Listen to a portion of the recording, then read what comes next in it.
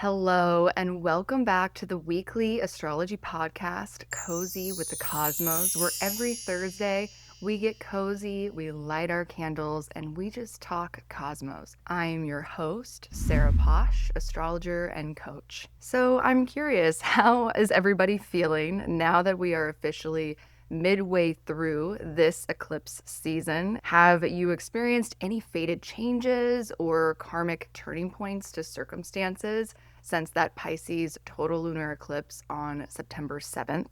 Comment eclipse below if you're feeling any of these major changes or major eclipse energies. And if you haven't already, make sure to check out our Suck It Up Rising Sign horoscopes that we did last week over on my Astro Besties channel, 9 Lives Astrology, astrologer Alexandra Blair. In today's episode of Cozy with the Cosmos, we're going to introduce the next lunar cycle, which is a Virgo new moon partial solar eclipse.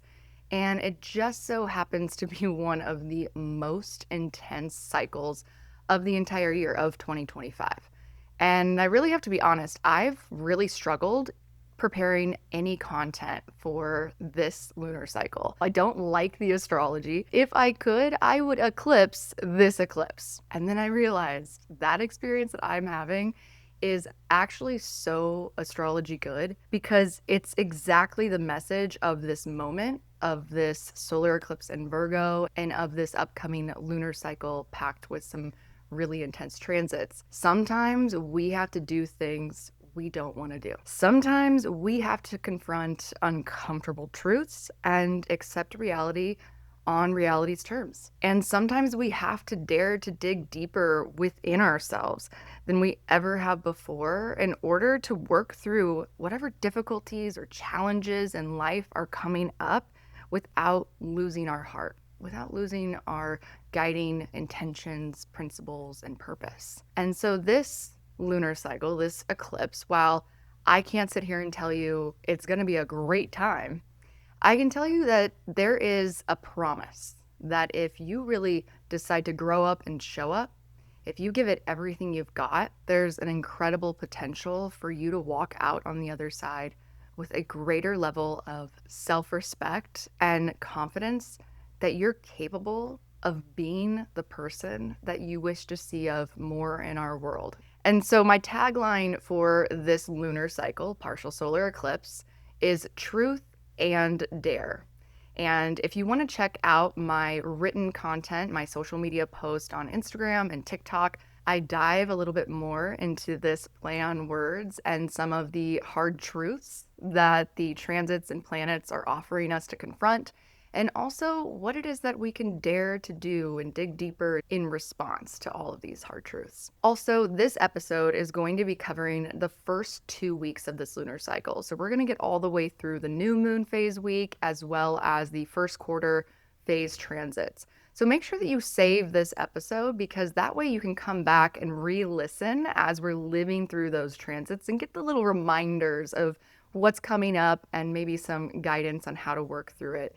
To be aware is to be prepared. Of course, make sure if you enjoy these episodes, if you enjoy the content of this channel, it helps the channel so much if you like this video, subscribe to the channel, and turn your notifications on. That way you're never going to miss an episode that comes out every Thursday.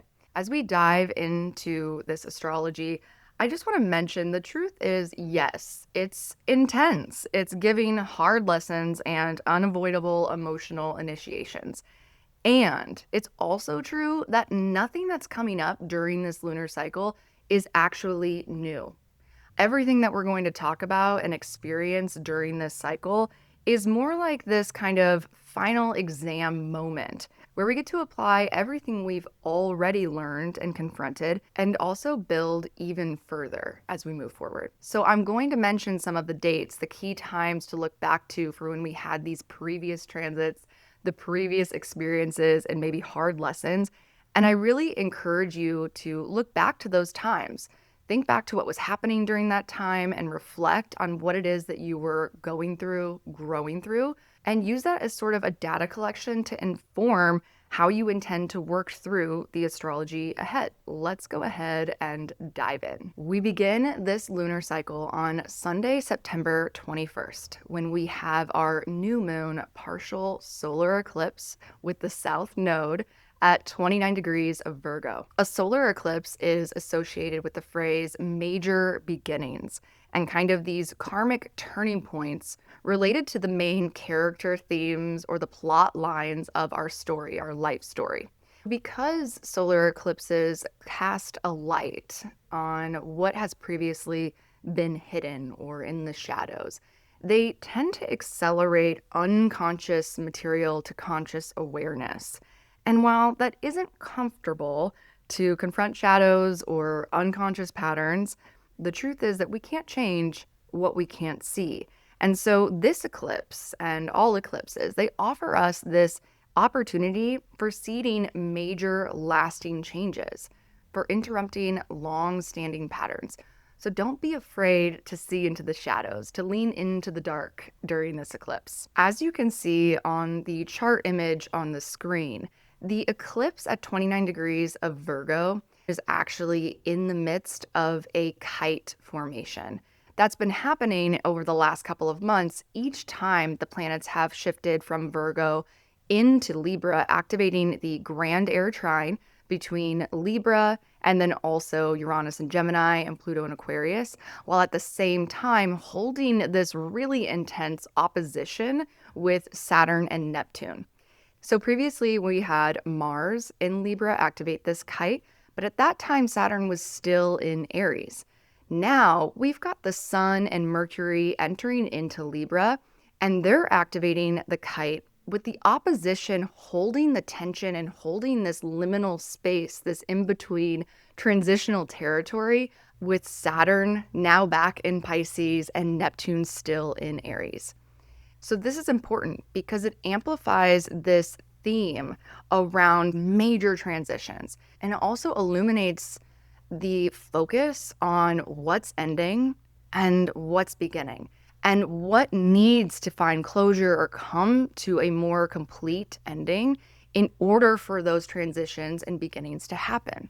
So this eclipse is pointing us to look at that, to recognize kind of holding that threshold in our awareness. While Saturn opposing a new moon is typically not something I'm excited about, I will say that this actually feels really, really helpful. And I'm going to tell you why. Because Saturn has been traveling through Pisces. We've all been learning our Saturn lessons in Pisces since March of 2023. So there's a level of wisdom that this Saturn opposition grants us, almost like we're looking in the mirror at ourselves to say, okay, babe, you've been through a lot. You've already been through a lot. You've already learned so much. And we can't really ignore or deny that we do have what it takes. We are capable. We are aware of what we need to do and how we need to show up right now. And the other thing that's really helpful right now about Saturn back in Pisces is that for the first time, Saturn is resourced here. The other times that Saturn was in Pisces, Jupiter was in Gemini, in its place of detriment, where it struggles, it's not resourced, it's not comfortable, and it was squaring Saturn. But now Jupiter is in Cancer, ruling Saturn, exalted in Cancer, and in a beautiful trine aspect, an open, fluid communication line to reach Saturn in Pisces to extend those resources or those lines of help. So this really tells us that if we're willing to lean into Saturn work, if we're willing to step more into maturity, taking that personal accountability, responsibility to show up to make difficult choices or difficult decisions that aren't easy but necessary, if we're willing to do that, there's a lot of promise that will be rewarded for those choices, that the long-term outcome and consequences or implications will be rewarded, will be resourced. So take a moment, just ask yourself, what is the obvious thing, the obvious lesson or the lessons that I've been working on since Saturn entered into Pisces? And what is it that I'm going to decide now before anything even happens? What is the intention I'm setting of how I'm going to show up, what I'm committed to seeing all the way through? And then we tie in the themes of Neptune and the South Node, and it feels like there's also a necessary sacrifice or sacrifices that have to be made. And those sacrifices can sometimes be small but mighty. So it might be sacrificing the discomfort to set a boundary with an unhealthy relationship or dynamic that's going to force you to not please everybody else. That's what you could be sacrificing. And they might be bigger sacrifices too. But really checking in, this eclipse cycle is saying there is a sacrifice that has to be made.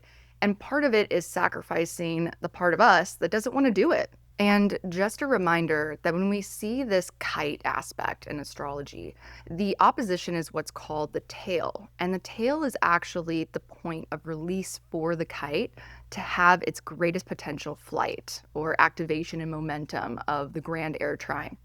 So focusing in on that Saturn in Pisces and Neptune in Aries, really looking honestly, not looking away and confronting any of the shadows that are keeping us in limiting patterns or keeping us from doing the thing we know is the right thing to do, even if it's hard. This is what is required if we want to get the most out of when the sun starts moving into Libra and activating those grand air trines. And again, we get this sort of juxtaposition of the really exciting, fresh new beginnings and the obvious opposition of what we need to let go of. Where do we need to clean the slate, so to speak? So the next piece of this eclipse that I want to talk about is the fact that it's at the 29th degree of Virgo. This is called the anaretic degree. It's the last degree of the sign before going into that next sign. And one way to think about the symbolism or the quality, the feeling tone of a 29th degree is to realize what the planets had to travel through. They had to enter into a new sign and they had to travel through all of the previous 28 degrees before getting to this point. There's been a journey, there's been experience, there's been a testing ground, so to speak. And in that, there's also been a learning, a maturing. And hopefully, by the time we get to the 29th degree of any sign, it's sort of this call to mastery, to own your shit, your wisdom, your experiences that brought you to this place. It's this final mirror of how far have you come and how much have you learned? And when we're in the sign of Virgo, Mercury's domicile and exaltation home, we are talking about working with our mind, the function of our perception, our ability to focus and distill. Virgo is the mutable earth sign that is the sign of the harvest right before we go into the fall equinox, into the transition of seasons from light into dark. We're moving towards darkness. And so Virgo is the place where we discern what is worth keeping, what is worth getting rid of. We really have to pay attention to the function of things, to the value of what it is that we're going to take with us. And we can't take everything with us, and we need to last all the way through the darkness. So Virgo has to discern. Virgo has to divide and judge, really, like what is worth keeping, yes and no. That's a Virgo function. And so taking this back to this moment, it's almost as if this 29th degree solar eclipse is saying you need to distill so clearly down to what it is that is your purpose, that is your commitment, that is the thing you want to see all the way through the dark seasons and bring it out into the spring, into the equinox. And something that came to me while I was preparing this content was I was drawn to look at the Sabian symbol for the 29th degree of Virgo. And I don't always look at Sabian symbols when I'm doing astrology or preparing for podcasts or new moons, whatever. I only do it when I'm intuitively called, and I was called. So I'm going to open up the Sabian symbol and I'm going to read to you a little bit of this. And I just invite you to reflect on what comes up, what archetypal imagery or maybe intuitive data arrives or rises up as I read this out loud. So Virgo 30, the Sabian symbol is titled A False Call Unheard, an Attention to Immediate Service. A penetrative concentration of attention Having journeyed far and wide to find the gate to the secret garden, we must strike boldly and not be distracted by anything in any realm, rejecting the false through unusual power of concentration. Rudyard says on the Sabian symbol, totally intent upon completing an immediate task, a man is deaf to any allurement.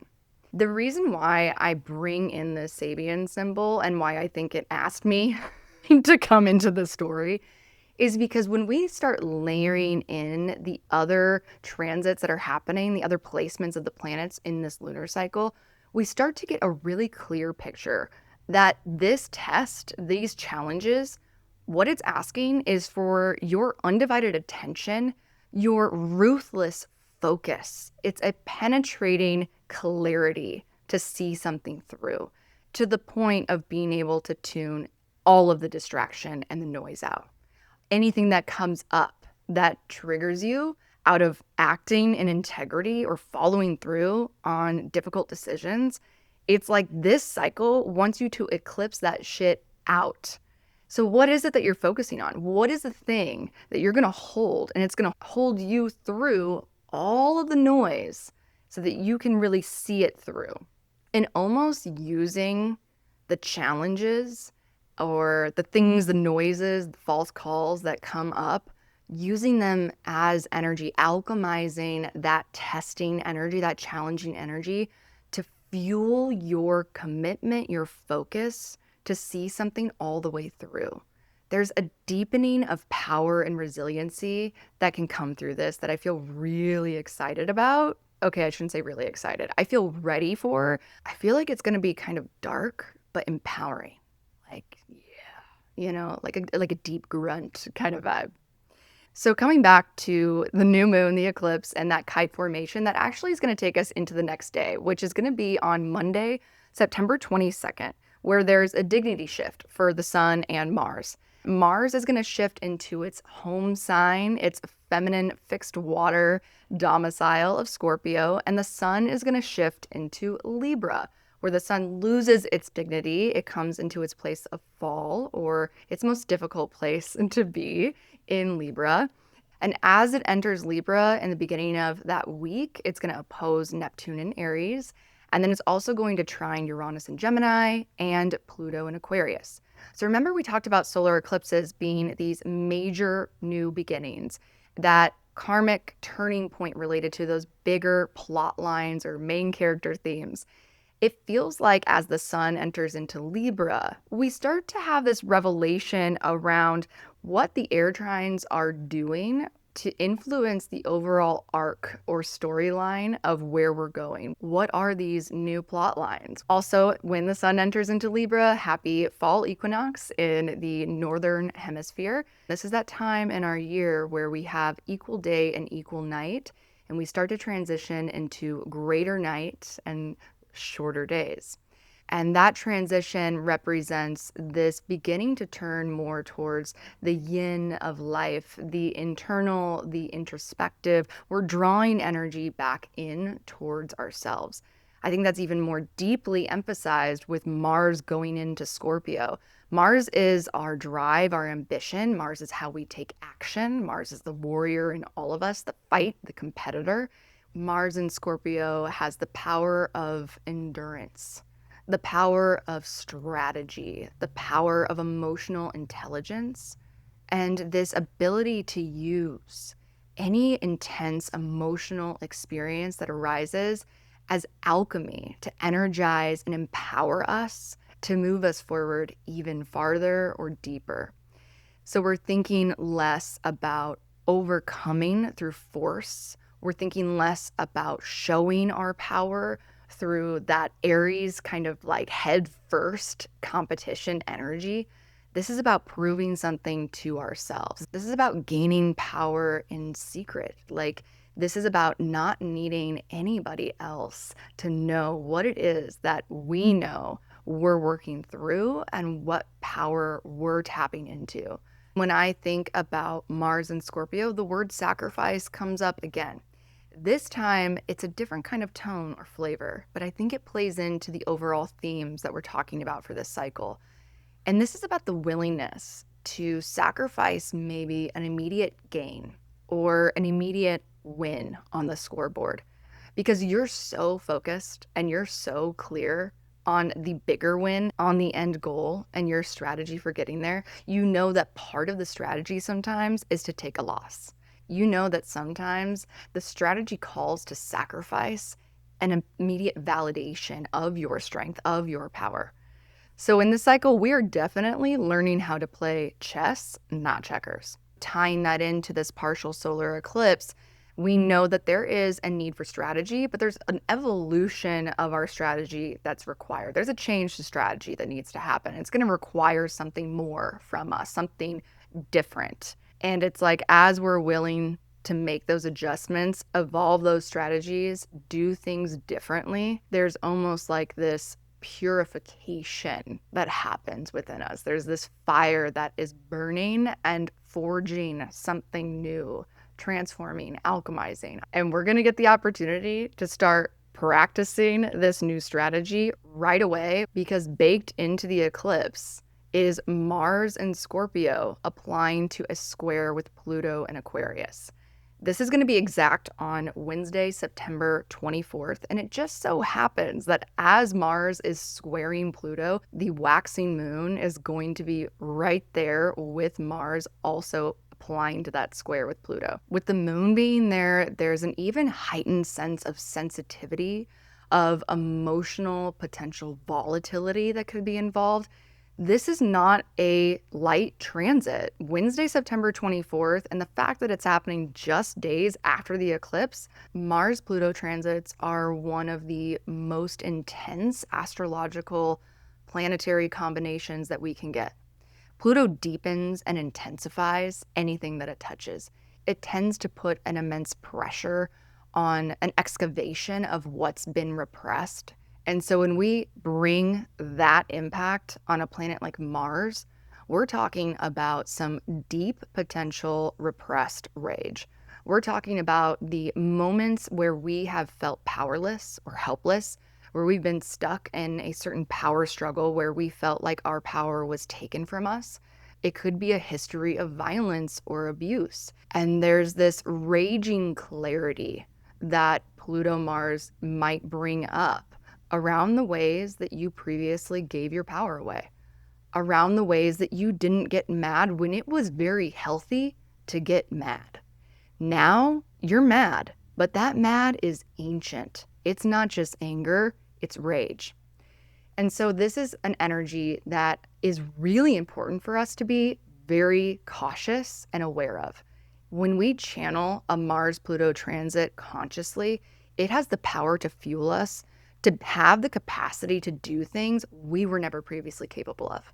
So whether that's, running a marathon at a rate that you've never previously hit, like in an athletic kind of sense, or maybe it's asserting boundaries in a very clear way, a direct confrontation with what's not okay, with what hurts, it gives you that ability. It gives you that courage. It gives you that energy. And if it's not consciously channeled, if you are tripped into an unconscious trigger from that Mars-Moon-Pluto square on Wednesday, it could potentially be very volatile and eruptive.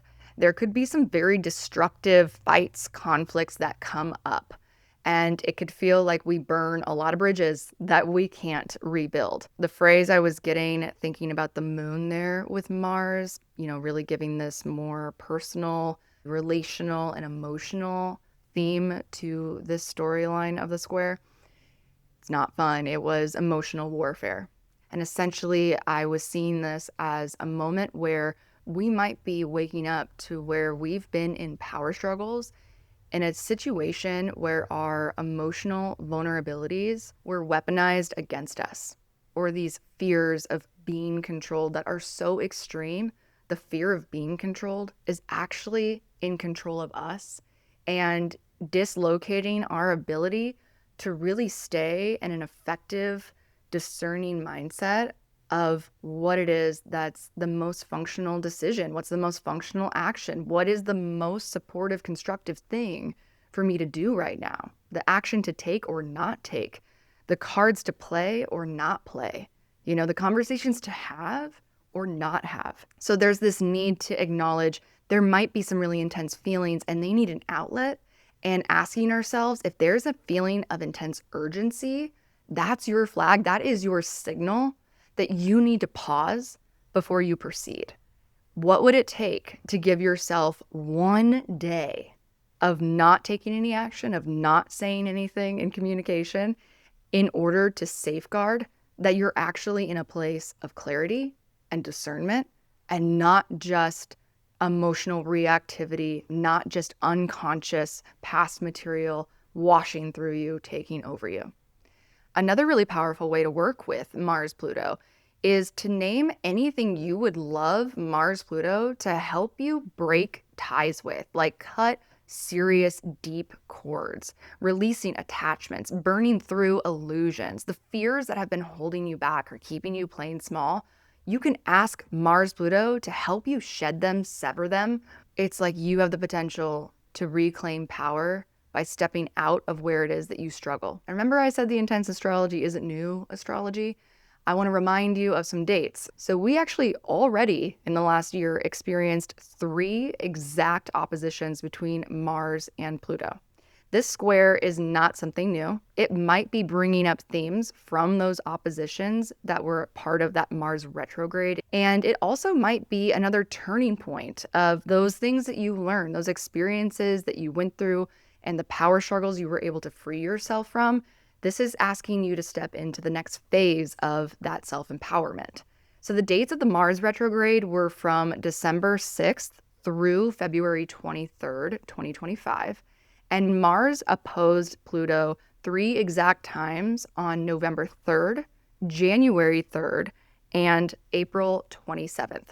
So there was this long window from November through the end of April where that Mars-Pluto opposition was playing out. So what were the things coming up? What lessons were you learning about what keeps you from standing in your power? Not only what power struggles, but how you chose to participate and your strategy to confront when you felt yourself in a power struggle. What did you learn about that? How did you already learn to evolve your strategy to gain your power back? And what would be the next phase of that? How can you build on that? How can you deepen that? Those are some of the things I want to invite us all to kind of think about and hopefully work with this transit versus have this transit work us out. And a reminder that your integrity is your greatest protection. Your integrity will speak for itself. The long-term consequences, the future karmic ripening of your choices, they will speak for themselves. If there is an intensity of fire within you, an emotional fire that's raging and asking to be released, give it a healthy channel, give it a healthy outlet. Something physical is always good. Anything Martian, like competitive, lifting weights, but drive it forward into something constructive. So when you feel tested to act outside of your integrity, when the fire is hot, let that fire burn within you. Let it forge a new sense of self-trust and self-respect, regardless of what anyone else is doing around you. And also remembering this is a Mars and Scorpio. Don't let Pluto blow your cover or blow your case because of tripping over this unconscious trigger. So yeah, there we go. Not a boring new moon, not a boring partial solar eclipse. You can probably get why I'm not thrilled about that eclipse or about this cycle. It's not fun, but it can be really powerful. And then that brings us into the first quarter lunar phase of the cycle. And that starts on Monday, September 29th, when we have the moon entering into Capricorn. On Wednesday, October 1st, the waxing moon is going to be moving into Aquarius. And this is the day that Mercury in Libra is going to square Jupiter in Cancer. This isn't new. We already had Mars in Libra square Jupiter in Cancer back on September 4th. So you can look back to that time. You can see what was coming up, what was challenging us, what kind of conflicts were coming up around our ambitions or about what it is that we are taking action on, our relationship to how we were taking action. So go back into that time and see, because now when Mercury comes to square Jupiter, now we're taking whatever actions we took or challenges we confronted, And it feels like there's this kind of like secret negotiation happening behind the scenes on our behalf. And I say that because what Mercury in Libra in this square has that Mars didn't is a mutual reception with Venus in Virgo. While they can't see each other because they're in an aversion, they do have an ability to exchange resources. They have this secret communication line or this secret kind of like hidden window where they can drop off these resources for each other. So this is definitely a day to address maybe some of those negotiations or the conflicts that you're navigating and to really resource Venus, resource your relationships, resource your friends, resource somebody who has a perspective, a vantage point that you can't see from. That's what I love about the fact that they're in aversion, but also in mutual reception. It's like they can help each other and they also have the ability to reference a point that they otherwise can't see. It's seen into that blind spot. So remember, you don't have to do all of this alone. Part of getting our power back is knowing that we are able to ask for help, that we give ourselves permission to lean on where we do have resources, where we do have help. This is a moment of really getting clear and resourcing who's on my team, who are my allies, and let's work together and help each other out even more. And then on Friday, October 3rd, the moon enters into Pisces on Friday. So coming back to the territory of the eclipses, on Saturday, October 4th, that's when we have Venus in Virgo crossing the south node, activating the eclipses. As Venus crosses the south node in Virgo, we're going to expect a sort of cleansing, release, letting go related to Venus themes in our lives. So it might be a moment of feeling like we are releasing or finding some sort of resolution around past relationships, maybe past karmic cycles or long-standing patterns when it came to our relational dynamics. There could also be something here around our relationship to joy and pleasure and beauty, and maybe the Virgo judgments that have been living within us that prevent us from really expanding more of those Venusian qualities in our lives. I could see this as being a beautiful moment where Venus in Virgo finally says, I'm not going to be so hard on myself. I'm not going to hold myself to such an impossible standard. And I'm also going to give myself permission to go through this almost like detox process of judgment in my relationships. With that opposition to the moon in Pisces, her place of exaltation, it's like Venus is integrating that polarity of the Virgo gift of discernment, of self-possession, with the Pisces awareness and capacity of interconnection and unconditional love. There's this sense of acceptance, washing away all of the edges of judgment and criticism that are keeping us from being available to receive more love, more connection, more joy, more pleasure. What is it that you want Venus and the South Node to help you karmically close, to help you eliminate, release, cleanse? Just so you know, the Libra new moon, the next cycle that we get, is so fucking beautiful. And when Venus enters into Libra, there is this beautiful Venusian reward, but it's like you can only get the highest potential of that Libra new moon to the extent and reflection that you're willing to let go during this cycle. You're willing to cleanse, purify, release. And this is what lands us at the doorstep of the moon entering into Aries, moving into that Aries full moon. Next week's episode is going to bring us to our focus topic episode of this cycle. And we're going to do all things malefics. What is a malefic? Who are the malefics? What are the qualities of transits between malefics or malefics in the natal chart and natal context? And maybe this will help inform all of us to lean into working with the malefics that are very strong and activated during this Virgo partial eclipse lunar cycle. If you haven't already, make sure to like this video and subscribe to this channel, turn your notifications on. That way you're not going to miss the next episode. Thank you everybody for joining me on today's episode of Cozy with the Cosmos. I'm Sarah Posh, and I will see you next time.